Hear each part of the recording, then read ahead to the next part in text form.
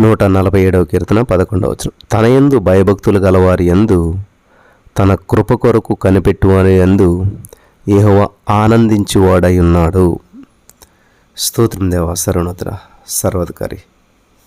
ఈ సమయంలో నా ప్రభా, నీ యొక్క వాక్యాన్ని మేము ధ్యానిస్తూ ఉండగా మాతో మాట్లాడి ప్రతి వారికి వెనకల చెవి గ్రహించగలదాన్ని గ్రహించి విత్తబడిచినటువంటి వాక్యం వ్యర్థం కాకుండా ప్రతి హృదయంలో నాటబడినట్లు చేసినందుకు నీకు వందనాలు. అనేక మంది బిడ్డలు నా ప్రభా నీ సన్నిధికి వచ్చి నిన్ను స్తుతించి నిన్ను మహింపరిచి నిన్ను కనపరిచినట్లు వారికున్న ప్రతి బంధకాల నుంచి బయటపడటానికి కృప చూపించి సమస్త మహిమ ఘనతా ప్రభువుల మీద తెచ్చుకొనమని నజరేయుడైన యేసుక్రీస్తు నామములో ప్రార్థించి నమ్మి పొందుకుని ఉన్న మా పరమ తండ్రి, ఆమేన్. హల్లెలూయా. ఇక్కడ పరిశుద్ధాత్మదేవుడు మనకు తెలియజేస్తున్నటువంటి సత్యం ఏంటంటే, యెహోవా యందు భయభక్తులు కలిగి ఉన్నట్లయితే, అంటే దేవుని యందు ఎవరైతే భయభక్తులు కలిగి ఉంటారో, ఎవరైతే ఆయన కృప కొరకు కనిపెడతారో, కృప అంటే మనం దేనికి యోగ్యులం కామో దానికి యోగ్యులుగా ఉండేటువంటిది, అటువంటి వారి యందు దేవుడు ఆనందిస్తాడు. అంతే కదండి. ఏ పిల్లలైతే తల్లిదండ్రులకు విధేయత చూపిస్తారో వారంటే ఎంతో సంతోషిస్తారు ప్రతి తల్లిదండ్రులు కూడా. కాబట్టి ఇక్కడ గమనించాలి, భయం అంటే ఏదో అనుకోకండి, మనం భయపడవలసినటువంటి వాడు కేవలం దేవుడే. ఈ సత్యం గ్రహించాలి. సమస్యలకు కాదు, మనం భయపడవలసినటువంటి వాడు కేవలం దేవుడే. భయపడటం అంటే పోలీసుని చూసి నేరస్తుడు భయపడి పరిగెత్తిపోతుంటాడు చూడండి. అమ్మో పోలీసు అని చెప్పి పరిగెత్తిపోతాడు. దొంగతనానికి వచ్చినాడు పోలీసుని చూసి పరిగెత్తిపోతాడు దొరకకుండా. అటువంటి భయం కాదు ఇక్కడ దేవుడంటే ఉండవలసింది. ఆయనకు తగినట్టుగా గౌరవపూర్వకంగా జీవించటం అన్నమాట.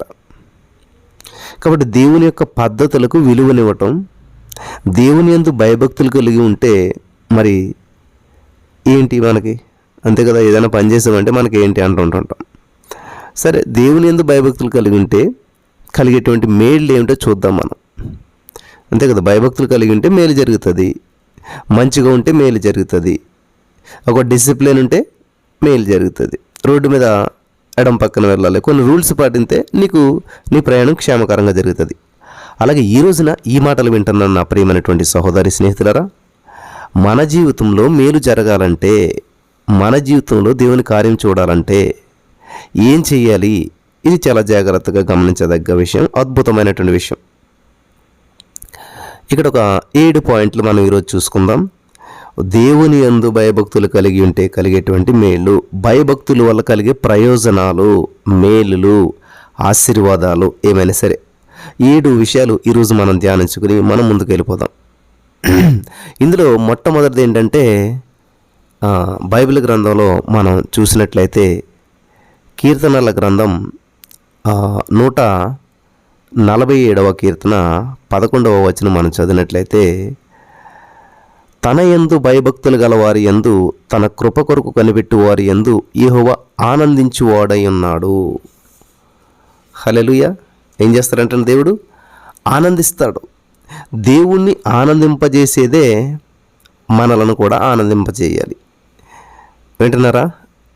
నీ సంతోషమే నా సంతోషం అంటూ ఉంటుంటారు, కానీ నిజం కాదు.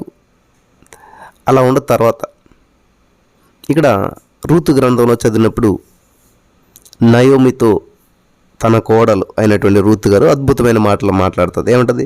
నీ దేవుడే నా దేవుడు, నీ జనమే నా జనము అన్నదా, ఆచరించిందా? అనటం మాత్రమే కాదు, ఆచరించింది కూడా, అలా జీవించింది కూడా. ఈరోజున దేవుడు అంటే నాకు చాలా భయము భక్తి ఉన్నది అని చెప్పి అందరూ చెప్తారు, కానీ నిజంగా దేవుడు అంటే భయభక్తులు కలిగిన వారు అలా జీవించాలి కదా. చాలా విషయాల్లో తప్పిపోతుంటుంటాం మనం. ఆ విధంగా మనం జీవించం. గమనించాలి ప్రియులారా, దేవుణ్ణి ఆనందింపజేసేది మనల్ని కూడా ఆనందింపచేయాలి. మనం ఎవరి అందైనా సరే ఆనందిస్తే ఏ విషయంలోనూ బట్టి అయినా ఆనందిస్తే గమనించాలి. ఎవరన్నా మనకు నచ్చారు అంటే వారి ద్వారా మనం ఆనందాన్ని పొందుకున్నామంటే వారికి ఎంతైనా చేస్తాము, ఏదైనా ఇస్తాం కదా. ఒక వ్యక్తి పట్ల మనకి ఆనందం కలిగింది, ఒక వ్యక్తి అంటే ఇష్టం కలిగింది, అప్పుడు మనం ఏం చేస్తాం? వాళ్ళ మీద మంచి ఒపీనియన్ ఉన్నప్పుడు ఏం చేస్తాం? మనం ఖచ్చితంగా ఏదో ఒకటి ఇస్తాం. అలాగే దేవుడు కూడా మన యందు ఆనందించినట్లయితే, మనం యందు ఇష్టం కలిగినట్లయితే ఖచ్చితంగా దేవుడు చేస్తాడనమాట. కాబట్టి దేవుడు మన యందు ఆనందిస్తాడు. నెంబర్ 1, నువ్వు భయభక్తులు కలిగి ఉన్నట్లయితే ఫస్ట్ ఆనందిస్తాడనమాట. నువ్వు నిజంగా దేవుడు యందు భయభక్తులు కలిగినట్లయితే, తర్వాత దేవుని ఆనందింపజేసినట్లయితే ఆటోమేటిక్గా దేవుడు ఆనందిస్తాడు నీవు కలిగినటువంటి భయభక్తులను బట్టి. మరి అప్పుడు ఏం చేస్తాడంటే దేవుడు, సామెతల గ్రంథం 10వ అధ్యాయం మనం గమనించినట్లయితే, సామెతల గ్రంథం 10వ అధ్యాయం 27వ వచనం చూసినట్లయితే 2వ పాయింట్ మనం చూద్దాం. దేవుడు యందు భయభక్తులు కలిగి ఉంటే ప్రయోజనం మొట్టమొదటి ఏంటంటే దేవుడు మన యందు ఆనందిస్తాడు. Praise God. రెండవ విషయం ఏంటంటే చూసినట్లయితే సామెతల గ్రంథం 10వ అధ్యాయం 27వ వచనం ప్రకారం యెహోవా యందు భయభక్తులు కలిగి ఉండుట దీర్ఘాయువునకు కారణము. భక్తిహీనుల ఆయుసు తక్కువైపోతుంది. ఇది ఇక్కడ గమనించదగ్గ విషయం ఏంటంటే దేవుడి యందు నీవు భయభక్తులు కలిగి ఉన్నట్లయితే నీకు దీర్ఘాయువు కలుగుతుంది. హల్లెలూయా. ఈ రోజున అనేక మంది తమ జీవిత కాలానికి ముందే, తమ యొక్క మరణానికి ముందే జీవితాలు ముగిస్తూ ఉన్నారు. ఇది ఎలాగా? అంతే కదా, అకాల మరణాలు. దేవుడు లాంగ్ లైఫ్ ఇచ్చాడు, మనకి స్ట్రాంగ్ లైఫ్ ఇచ్చాడు, హోలీ లైఫ్ ఇచ్చాడు. ఇది జీవించకుండా మధ్యలోనే సడన్ డెత్ అంటారనమాట. ఏమంటారండి? Sudden death. సడన్గా చనిపోయాడండి, అకస్మాత్తుగా చనిపోయాడండి, మాట్లాడుతూ చనిపోయాడండి. గమనించాలి ప్రియులారా, దేవుడు నీకు ఒక జీవితాన్ని ఇచ్చాడు, దానికి ఒక ఆయుష్నిచ్చాడు.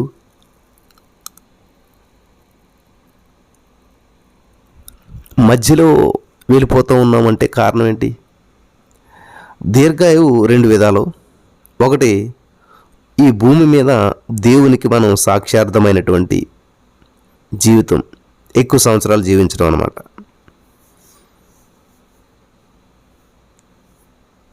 అలాగే ఇంకోటి ఏంటంటే మన కాలానికి ముందుగానే పైకి ట్రాన్స్ఫర్ కాకుండా ఉండటం. మన కాలం ఏదైతే ఉందో ఆ కాలం అంతా ముందుకు జీవించాలి, ట్రాన్స్ఫర్ అయిపోకూడదు వెంటనే. అంటే భూలోక రాజ్యం నుంచి పరలోకం వెళ్ళిపోకూడదు. రెండవది ఏంటంటే నిత్యత్వంలో ప్రవేశించడం. వింటున్నారా? ఇక్కడ 2 విధాలు ఉన్నాయి దీర్ఘాయువు అంటే. ఒకటి, మనం భూమి మీద దేవునికి సాక్షులుగా జీవించాలి. అలాగే మనకు ఒక కాల నిర్ణయం జరిగింది కాబట్టి ఆ కాలానికి ముందుగానే పైకి, అంటే కాలానికి ముందుగానే చనిపోకుండా ఉండటం అన్నమాట. ఇంకా రెండవది నిత్య జీవం అనేది మీకు అందరికీ తెలుసు, నిత్యత్వంలో మనం ప్రవేశించడం. కాబట్టి దేవుడు మనకి భయభక్తులు కలిగి ఉండటం వల్ల దీర్ఘాయువు కలుగుతుందంట. దేవునికి స్తోత్రం కలుగును గాక. మనం ఎక్కువ కాలం జీవించాలన్నా, స్ట్రాంగ్ లైఫ్ జీవించాలన్నా, చక్కటి జీవితం జీవించాలన్నా ఏముండాలంటండి? పిల్లలు గమనించాలి, ఏముండాలంట? దీర్ఘాయువు ఉండాలంటే దేవుని యందు భయభక్తులు కలిగి ఉండాలి. హల్లెలూయా. దేవునికి స్తోత్రం కలుగును గాక.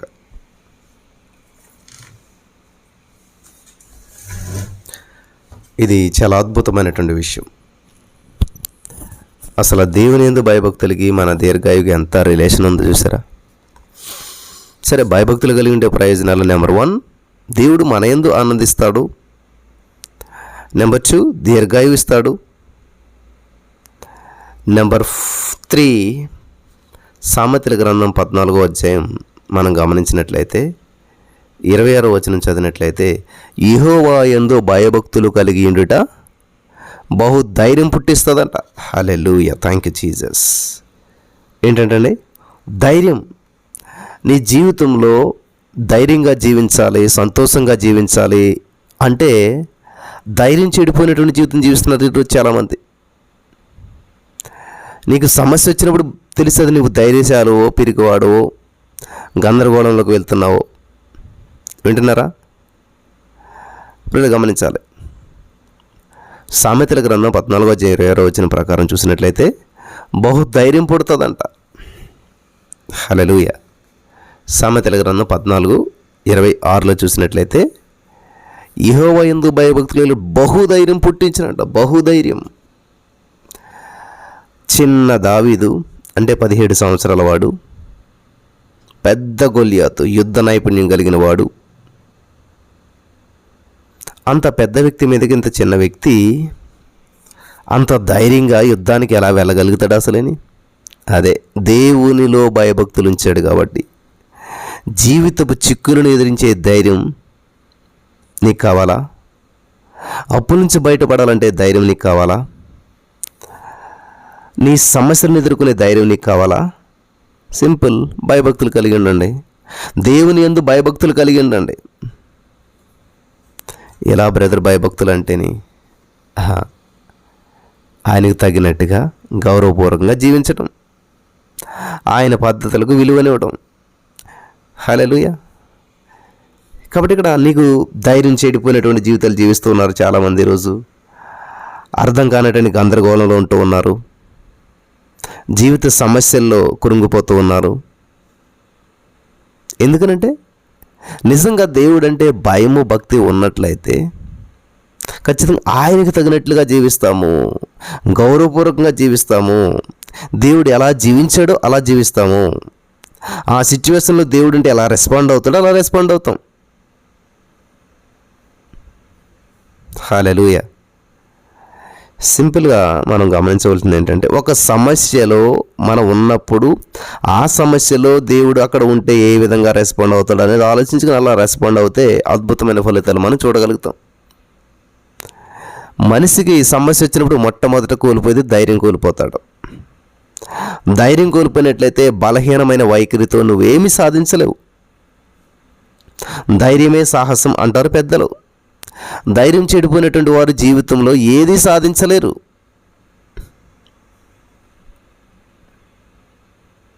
వింటున్నారా?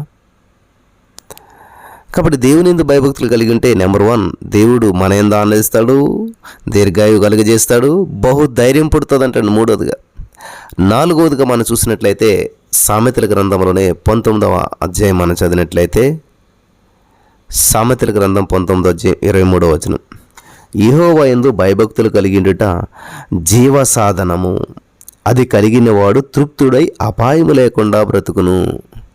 ఇది అందరికీ భయం. అపాయం ఎప్పుడు వస్తుందో తెలియదు. అపాయం లేకుండా నువ్వు బ్రతకాలి అంటే దేవుడే మన రక్షణ కేడంగా ఉంటే మనకు ఎలాగ అపాయం కలుగుతుంది? దేవుడే మన పక్షంగా ఉంటే మనకు అపాయం ఎలాగ కలుగుతుంది? సృష్టి నీ మీదకి దాడి చేస్తుంటే సృష్టికర్త అయినటువంటి దేవుడే నీ పక్షాన ఉంటే నీ మీదకి సృష్టి ఎలా దాడి చేస్తుంది? ఏ సమస్య నిన్ను ఎలుబడి చేస్తుంది? హల్లెలూయా. ఇది చాలా ప్రాముఖ్యమైనటువంటి విషయం. ఏ సమస్య నిన్ను ఏలుబడి చేస్తుంది? వింటున్నారా? ఇంపాసిబుల్. కాబట్టి ఈ రోజున అనేక సమస్యలు మనల్ని ఏలుబడి చేస్తూ ఉన్నాయంటే కారణం ఏంటంటారు?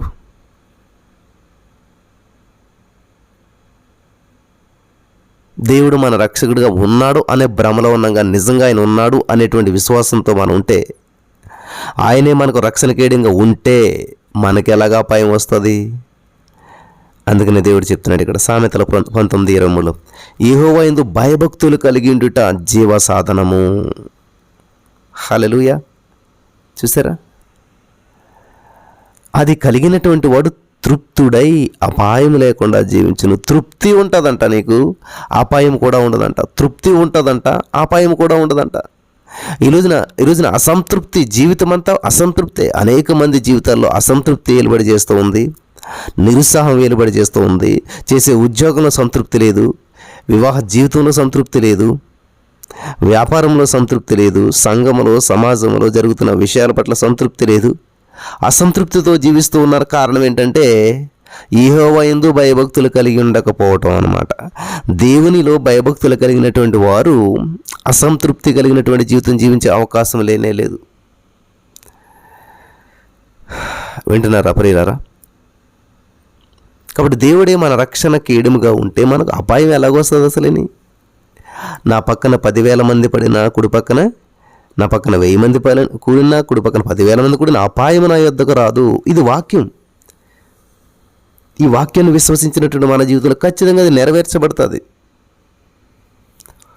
హల్లెలూయా. ఇంకా 5వ విషయాన్ని మనం గమనించినట్లయితే కీర్తనల గ్రంథం 31వ అధ్యాయం 19వ వచనం మనం చదివినట్లయితే, నీ యందు భయభక్తులు గల వారి నిమిత్తము నీవు దాచి ఉంచిన మేలు ఎంతో గొప్పదే. నరుల ఎదుటి నిన్ను ఆశ్రయించి వారి నిమిత్తము నీవు సిద్ధపరిచిన మేలు ఎంతో గొప్పదంట. ఏ మేలు పొందుతారు? గొప్ప మేలు పొందుతారంట. మామూలు మేలు కాదు. అదేదో మామూలు మేలు కాదు ప్రియులారా, సిద్ధపరిచిన మేలు. వింటున్నారా? సిద్ధపరిచిన మేలట. మైలుపడ్డ మన బతుకి మేలు చేయకుండా ఉండలేడంట ఆయన. మోసపూరితమైనటువంటి జీవితాలు జీవించాము. మన మాటలో, చూపులో, ప్రవర్తనలో ప్రతిదీ తప్పిపోయాము. మేలు పొందడానికి ఏ కోసానా కూడా మన జీవితంలో సరైనటువంటి సాక్ష్యం లేదు. ఇంత తప్పిపోయి తప్పులు చేసినటువంటి మన జీవితంలో దేవుడు కలుగజేసుకొని ఉచితంగా మనల్ని నీతిమంతుడిగా తీర్చి ఆయన కృపచేత మనల్ని బలపరిచి దేవుడు నిన్ను సమస్య నుంచి విడిపించి పక్కన పడేసి వెళ్ళిపోయేవాడు కాదు. 97 కీర్తన 15వ వచనం చూసినట్లయితే, శ్రమలలో అతనికి తోడుగా ఉంటాను, దేవునికి స్తోత్రం, అతన్ని విడిపిస్తాను, ఇక్కడితో ఆగిపోయే దేవుడు కాదు, అతన్ని గొప్ప చేస్తాను. హల్లెలూయా, హల్లెలూయా.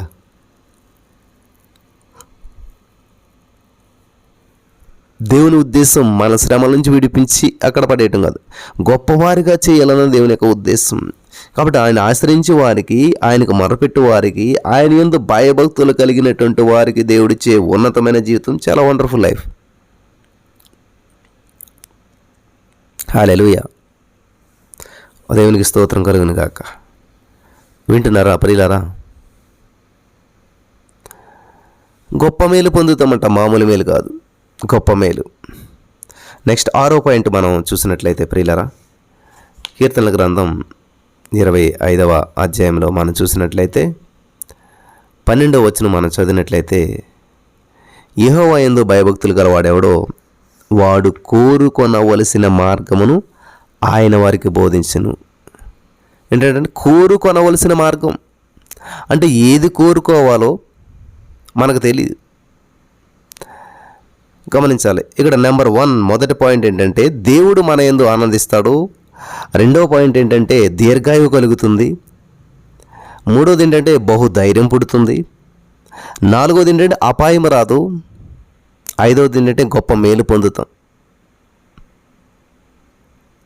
ఆరో విషయం మనం గమనించినట్లయితే కోరుకోవాల్సిన మార్గం దేవుడు మనకు బోధిస్తాడంట. ఇది వండర్.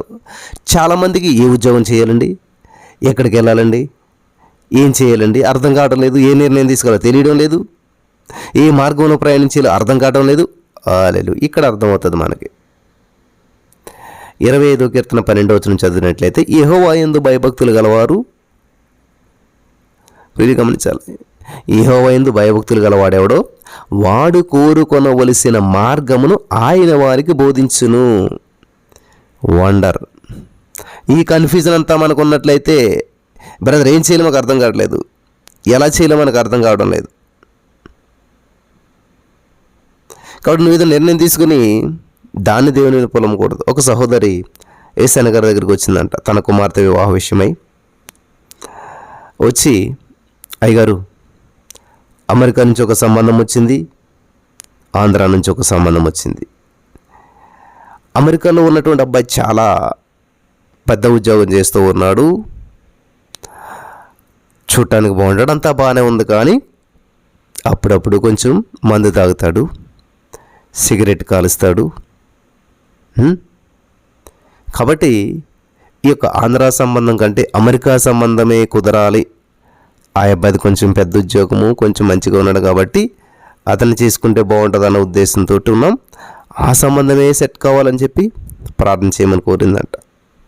ఎస్ఎన్ గారు దాన్ని యాక్సెప్ట్ చేయలేదు. ఎందుకనంటే మందు తాగుతాడు కానీ పర్వాలేదు, సిగరెట్ కాలుస్తాడు కానీ పర్వాలేదు, ఏది చేసినా పర్లేదు, కానీ ఉన్నతమైన స్థితిలో ఉన్నాడు, మంచి కంట్రీలో ఉన్నాడు, మంచి జీవితం జీవిస్తున్నాడు, ఇదే. కానీ దేవుడు కావాల్సింది ఏంటంటే నువ్వే స్థితిలో ఉన్నావన్నది కాదు, దేవుని యందు భయభక్తులు కలిగినట్లయితే, ఆయన యందు చూపినటువంటి భయభక్తులను బట్టి ఆయన నిన్ను ప్రేమించి నీకు జీవితంలో గొప్ప కార్యాలు చేస్తూ ఉన్నాడు, అంతకన్నా ఉన్నతమైనది ఇస్తూ ఉన్నాడు. దేవుడికి అసాధ్యమైనది ఏమీ లేదు. ఒక్క నైట్లో ఏదైనా ఎప్పుడైనా ఎలాగైనా సరే నీ జీవితాన్ని సర్వం మార్చేస్తాడు. హల్లెలూయా. ఇది గమనించదగ్గ విషయం. మార్చేస్తాడు మన జీవితాన్ని.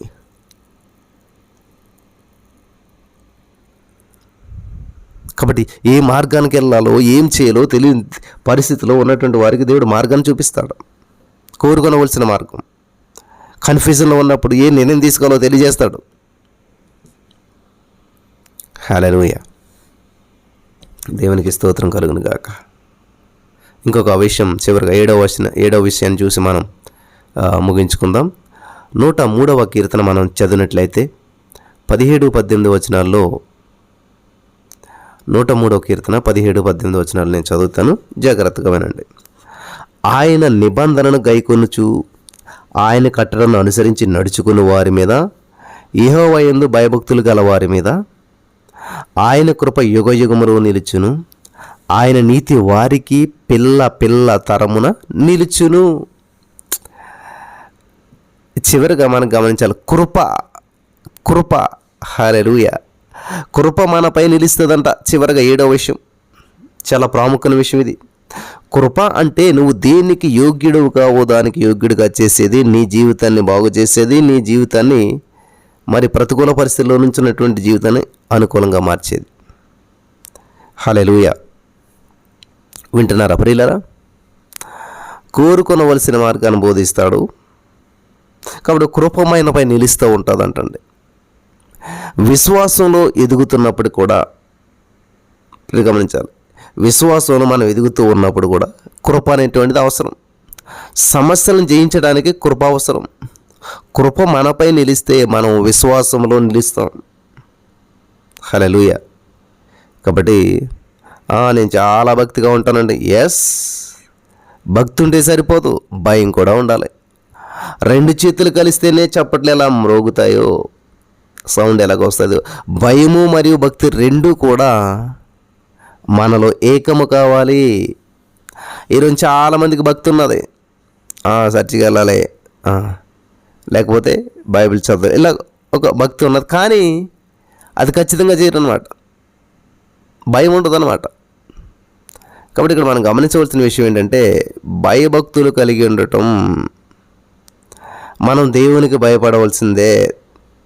అంటే అది ఎలాగో అంటే పోలీసులకి దొంగలు భయపడినట్లుగా కాదు, కానీ దేవునికి తగినట్టుగా గౌరవపూర్వకంగా జీవించటం. ఇప్పుడు పిల్లలు చూడండి, మా నాన్న కొడతాడేమో, ఎందుకు కొడతాడు అంటే నేను ఈ తప్పిదం చేశాను కాబట్టి నన్ను కొడతాడేమో, ఈ పొరపాటు నేను చేశాను కాబట్టి నన్ను కొడతాడేమో అనే భయం వాళ్ళకుంటుంది చిన్నపిల్లలకి. అది తప్పుడు భయం ఏమి కాదు, హెల్తీ, ఆరోగ్యకరమైనటువంటిది. కాబట్టి ఈరోజు నీ మాటలు వింటున్న ప్రియమైనటువంటి సహోదరి, స్నేహితులారా, చాలా అద్భుతమైనటువంటి విషయాన్ని దేవుడు మనకు తెలియజేశాడు. దేవుని యందు భయభక్తులు కలిగి ఉన్నట్లయితే కలిగే ప్రయోజనం. మరి 7 పాయింట్లు మనం ధ్యానం చేసుకున్నాం. 7 పాయింట్లు ఒకసారి నేను చెప్పి ముగిస్తాను. దేవుని యందు భయభక్తులు కలిగి ఉండటం వల్ల కలిగేటువంటి మేలులు ఏమిటంటే, నెంబర్ 1, దేవుడు మన యందు ఆనందిస్తాడు. నెంబర్ 2, దీర్ఘాయువును మనకు కలిగజేస్తాడు. నెంబర్ 3, బహుధైర్యము పుడుతుంది. నెంబర్ 4, అపాయం రాదు. నెంబర్ 5, గొప్ప మేలు పొందుతాం. నెంబర్ 6, కోరుకొనవలసిన మార్గం బోధిస్తాడు, అంటే ఏ నిర్ణయం తీసుకోవాలో. చివరిగా 7వ పాయింట్, కృప మనపై నిలుస్తూ ఉంది. ఈ కృప కలిగినటువంటి వారి జీవితంలో అద్భుతమైనటువంటి కార్యాలు చూస్తాం. దేనికి యోగ్యం కామో దానికి యోగ్యులుగా చేసేదే కృప. కాబట్టి ఈ కృప మనపై నిలిచినప్పుడు అద్భుతాలు మనం చూడగలుగుతాం. దేవునికి సమస్త మహిమ కలుగును గాక. హల్లెలూయా. కాబట్టి ఈరోజు నుంచి మనం దేవుని యందు భయభక్తులు కలిగి ఆయన సంతోషపెట్టేటువంటి జీవితం, ఆయన కోరుకున్నటువంటి జీవితాన్ని మనం జీవిద్దాం. ఇటువంటి కృప ఇక్కడ ఉన్న వారందరికీ దేవుడు అనుగ్రహించి నడిపించి బలపరచును గాక. ఆమేన్.